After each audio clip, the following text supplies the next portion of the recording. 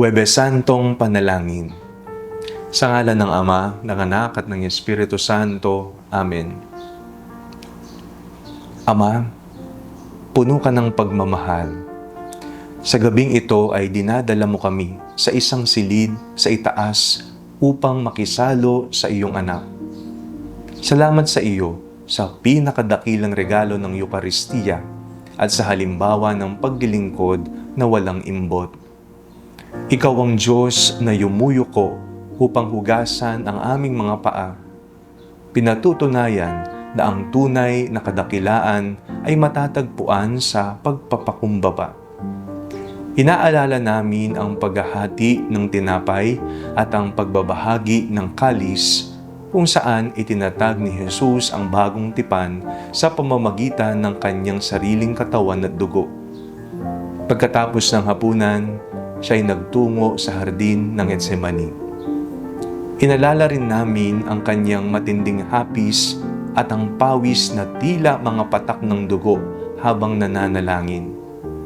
Ama, kung maari ay ilayo mo ang kalis na ito, ngunit hindi ang kalooban ko, kundi ang kalooban mo ang masusunod. Habang siya ay nagdurusa, ang kanyang mga alagad ay nakatulog. Hindi nakayanan ang pagpupuyat sa oras ng kanyang pangangailangan. Ama, madalas kaming katulad ng mga alagad, mabilis lumapit sa iyong hapag, ngunit mabilis ding makatulog o tumakas kapag ang pananalangin at sakripisyo ay hindi namin isinasapuso. Ang realidad ng aming buhay ay puno ng mga Getsemani, mga oras ng takot, kalungkutan, at may hirap na desisyon. Tinatawag mo kaming magbantay at magtiwala. Sa gitna ng aming pagod sa trabaho at mga problema sa buhay, tinatawagan mo kaming huwag bumitaw sa panalangin. Tinatawagan mo rin kaming tularan ang paghuhugas ng paa sa aming kapwa na maglingkod ng walang hinihintay na kapalit. Kahit sa mga taong mahirap mahalin, ang aming pagninilay ngayong araw na ito ay isang paanyaya na manatiling gising sa mga pangangailangan ng iba at maging handang magsabi ng oo.